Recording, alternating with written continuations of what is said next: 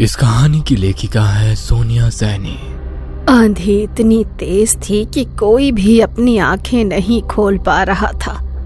आंधी खत्म होने पर जैसे ही तांत्रिक ने आंख खोली, आपी को अपने ठीक सामने खड़ा पाया। आपी किसी तरह घिसट कर चल रही थी। तांत्रिक ने एक मुट्ठी राख आपी की ओर फूंकी तो उसे आपी के ऊपर सवार एक धुएं की आकृति दिखाई पड़ी। तांत्रिक ने अपनी क्रिया प्रारंभ की। उसने अब्बू और अम्मी के हाथों में एक ताबीज बांध दिया और तीसरा ताबीज कुछ देर की साधना के बाद आपी के हाथ पर बांध दिया। दरअसल ये वही समय था जब जिन की शक्तियां क्षीण हो चली थी। रेशम आपी को ताबीज बांधने के बाद उसने आंख बंद करके फिर से अपनी शक्तियों का आवाहन किया। कुछ देर बाद आंख खोलकर उसने बताया कि जिन का तोड़ उसी किताब में है जिसको पढ़कर उसे दूसरी दुनिया से यहाँ बुलाया गया था। हमें वो पुस्तक खोजनी होगी। हवेली के पुस्तक घर में बहुत खोजने के पश्चात तांत्रिक को वह मंत्र पता चल ही गया जिनके माध्यम से जिनको कैद किया जा सकता था या वापस उसके लोक भेजा जा सकता था। आशा की किरण दिखाई ही पड़ी थी कि समय सीमा समाप्त होने के कारण जिनकी शक्तियां लौटने लगी। वो फिर से आपी को अपने नियंत्रण में करने का प्रयास करने लगा। आपी बेतहाशा चीख रही थी। अपने नाखूनों से अपना चेहरा और बाल नोच रही थी। उसके जिस्म से जगह जगह खून रिसने लगा था। अम्मी उसे देखकर गश खाकर गिर पड़ी थी। अब्बू सन्न खड़े इस खौफनाक मंजर के गवाह बन रहे थे।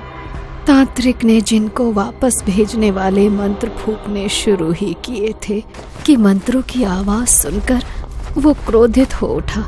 आपी ने एक झटके में अपना ताबीज उतार कर दूर फेंक दिया।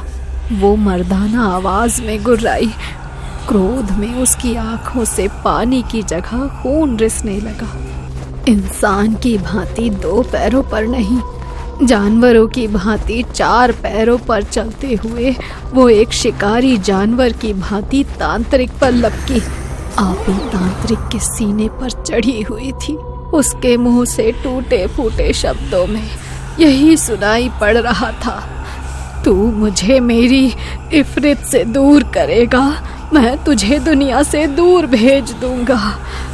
तांत्रिक को शायद अपना अंत समय दिखाई दे गया था, या शायद वो पहले ही समझता था कि वो यहाँ से जीवित नहीं लौट सकेगा। तब भी उसने आपी के लिए इतना बड़ा खतरा उठाने का जोखिम मोल लिया। तांत्रिक अभी भी अपनी टूटती सांसों के साथ मंत्रोच्चारण कर रहा था। अपनी अंतिम सांस के साथ ही उसने जिन को एक छोटी सी डिबिया में कैद करने का अपना अंतिम मंत्र फूंक ही दिया, किंतु उसे उसके लोक में वापस नहीं भेज सका। आपी ने ढाल सी एक तरफ लुढ़की पड़ी थी, एक बेजान शरीर की तरह। साथ ही में उस महान तांत्रिक की लाश पड़ी थी।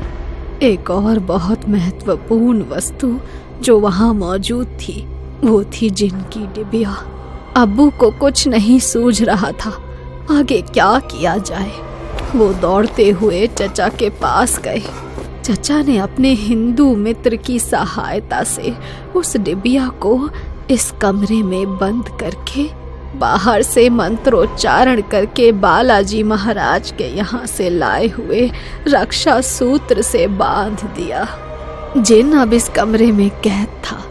एहतियातन इस कमरे के साथ के सारे कमरे सदा के लिए बंद कर दिए गए।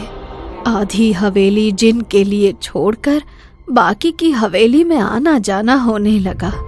और आपकी रेशम आपी, उनका क्या हुआ? जिन तो जा चुका था, किंतु आपी अभी भी बेजान सी पड़ी थी। उसका शरीर बेहद कमजोर या कहिए एकदम खोखला हो चुका था। अभी तक शैतानी ताकत के प्रभाव से वो चल फिर रही थी, किंतु अब तो वो बिस्तर से हिल तक नहीं पाती थी। उसके शरीर पर लगे जख्म समय के साथ और ही बढ़ते जा रहे थे। साथ ही शैतानी जिन का अंश उनकी कोख में होने से उनकी ताकत क्षीण हो चली थी। 4 रोज तक जीवन और मृत्यु के साथ संघर्ष करने के बाद अंत में उनकी मौत हो गई। आपी की मौत के बाद अम्मी अब्बू बिल्कुल बेसुध हो गए थे। अम्मी तो कई रोज तक खाना ही नहीं खाती थी। लेकिन सबसे बड़ा सत्य यही है कि मरे हुए के साथ मरा नहीं जाता, जीना तो पड़ता ही है। इसीलिए अपनी इकलौती संतान को खोकर भी बाकी बची जिंदगी को काटने के लिए अम्मी अब्बू के पास की बस्ती में एक छोटा सा मकान ले लिया और हवेली से सदा के लिए पलायन कर दिया। आपी की मौत के ठीक 5 महीने बाद मेरा जन्म हुआ, लेकिन उससे भी अम्मी के निर्जन पड़े मन में कोई हलचल पैदा नहीं हुई। मेरा सारा बचपन यूं ही उपेक्षित सा बीता। जिन चला तो गया था हमारी जिंदगी से, लेकिन एक अजीब सी मनहूसियत सदा मेरे परिवार का पीछा करती रही। अम्मी अब्बू अपनी जवान बेटी की अपनी आंखों के सामने हुई दर्दनाक मौत को कभी भुला ही नहीं पाए। आप ही के गम में अम्मी मुझे 12 बरस की उम्र में ही छोड़कर अल्लाह को प्यारी हो गई। अब्बू भी चुप की चादर लपेटे बस अपने दिन काट रहे थे। हमारे परिवार की खुशियां तबाह हो चुकी थीं। 17 बरस में मेरा निकाह हुआ तो लगा अब जीवन में कुछ रंग भर जाएंगे, किंतु यहाँ भी बदकिस्मती से मेरा पीछा नहीं छोड़ा। निकाह के कुछ दिन बाद ही मेरे शौहर का इंतकाल हुआ और मैं वापस अब्बू के पास आ गई। अब्बू ने कभी नेह भरे 2 शब्द भी नहीं बोले थे मुझसे। उनके भीतर कहीं गहरे में ये बात समाई थी कि मेरा जन्म उस जिन के प्रलोभन का प्रतिफल है। समय बीतता गया और ऐसे ही नीरस जीवन बिताते अब्बू भी अल्लाह को प्यारे हो गए। अब बस मैं ही अकेली अपने जीवन के अंतिम दिन गिन रही हूँ। लेकिन मुझे एक बात समझ में नहीं आ रही है कि वो जिन कमरे से बाहर कैसे निकला। अम्मा ने अपने भीगते कोरों को आंचल से पोंछते हुए कहा, हो सकता है उन मंत्रों का प्रभाव खत्म हो गया हो और जिन अपनी डिबिया से निकलकर दरवाजे के खुलने की प्रतीक्षा कर रहा हो। विनी ने भूलवश दरवाजा खोला हो और जिन ने उस पर अपना असर दिखा दिया हो। रेशम की कहानी सुनने के बाद माँ बहुत बेचैन सी नजर आ रही थी। रह रहकर उनकी आंखों से आंसू गिरने लगते, किंतु आज वो अपनी ममता में ना बहकर विवेक से काम लेना चाहती थी। अम्मा, अब आप ही सुझाव दें अम्मा। मेरी बच्ची भी उस शैतान का अंश अपनी कोख में लिए हुए है और शायद उसे अंदाजा हो गया है कि हम कुछ न कुछ कदम उठाने वाले हैं। तभी विनी अपने कमरे से बाहर निकल आई। अम्मा ने मंत्र पढ़ते हुए हाथ सोने के सर पर रख लिया, क्योंकि इस समय वही जिन का अगला शिकार थे। विनी घसीटती हुई हॉल में दाखिल हुई। अम्मा को लगा मानो उसकी रेशम आप ही घसीटते चली आ रही हो।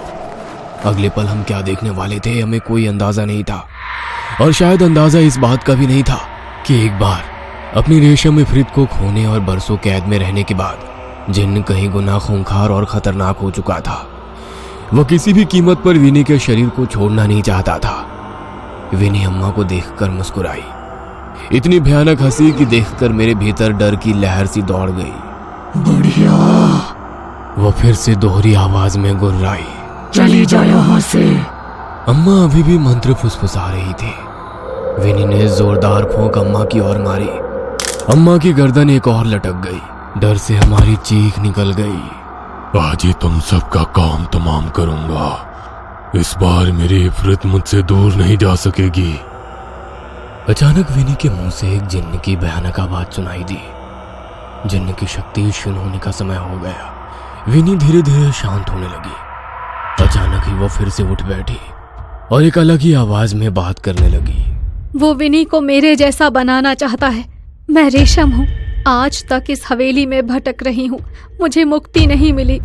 विनी में उसे मेरा चेहरा दिखता है, इसीलिए उसने विनी के दिमाग को अपने बस में करके मेरे जैसा बना दिया है।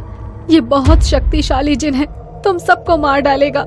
किसी भी हाल में ये अपना बच्चा इस बार लेकर रहेगा, लेकिन यदि इसका बच्चा दुनिया में आया तो इस जिन को यहाँ से कभी वापस नहीं भेज पाएंगे। ये दुनिया जिनों की नहीं है, इसमें जिनों को मत आने देना, ये अपने साथ भयंकर तबाही लेकर आएगा। मेरी शक्ति इस जिन के आगे शून्य है, इसीलिए मैं चाहकर भी कोई मदद नहीं कर सकती। लेकिन उस किताब का पता बता सकती हूँ जिसमें इसे यहाँ से वापस भेजने के लिए मंत्र लिखे हुए हैं। अचानक एक तेज आंधी चली। एक किताब आकर उसके सामने गिर पड़ी। एक के बाद एक किताब के पन्ने पलटने लगे और एक जगह आकर रुक गए। सबसे पहले कागज पर इस मंत्र को लिखकर उसे पानी में घोल देना है। उसके बाद उस पानी से एक गोल घेरा बनाकर आप सभी को उसमें बैठकर इन मंत्रों को एक साथ पढ़ना है। वो जिन है, उसकी ताकत को कम मत समझना। वो तुम्हें डराएगा, भ्रमित करेगा, लेकिन तुम रुकना नहीं। रेशम के बताए अनुसार माँ ने जल्दी जल्दी एक कागज में उस किताब से देखकर मंत्र लिखे और एक गिलास पानी में उसे घोल दिया। लेकिन ये सब मंत्र तो अरबी में लिखे हुए हैं, हम उसे नहीं पढ़ सकते। इन्हें अरबी में ही पढ़ना है।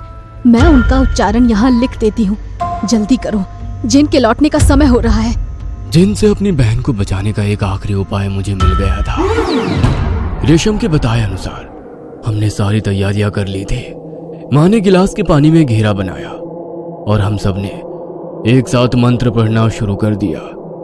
हम टूटी फूटी जुबान में उस मंत्रों को पढ़ रहे थे। मंत्रों की आवाज सुनकर विनी दौड़ती हुई अपने कमरे से बाहर आई। वो अपने कानों पर हाथ रखकर पूरी ताकत से चिल्ला रही थी। कुछ ही पलों में उसके कानों से खून बहने लगा था।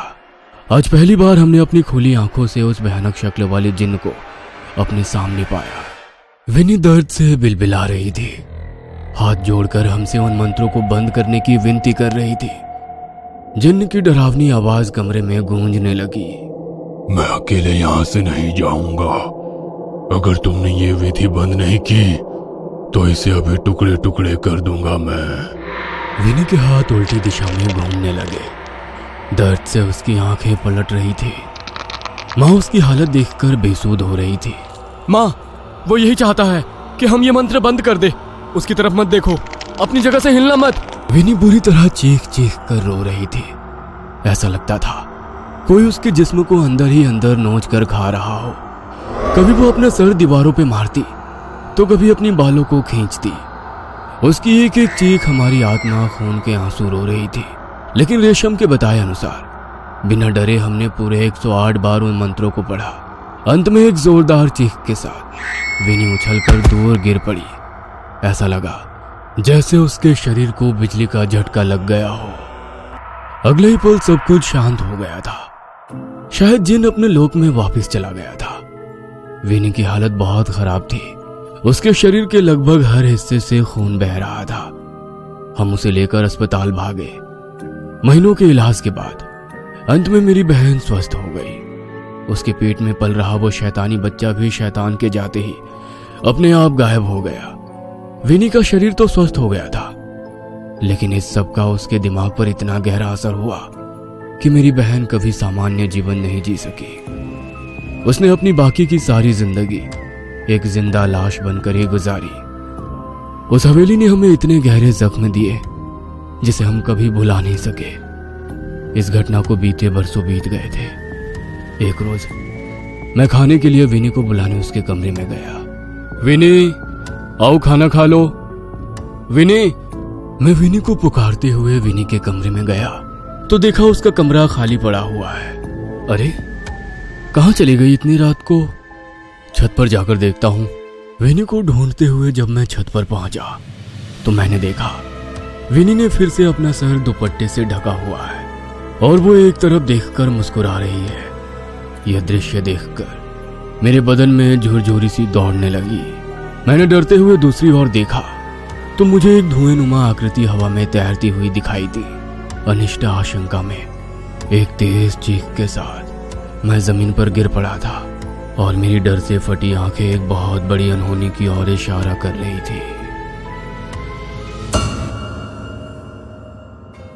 ये कहानी आपको अच्छी लगी हो तो हमें सब्सक्राइब करें, हमारा इंस्टाग्राम और फेसबुक पेज जरूर फॉलो करें। और हाँ दोस्तों, सब्सक्राइब करना भूलना मत।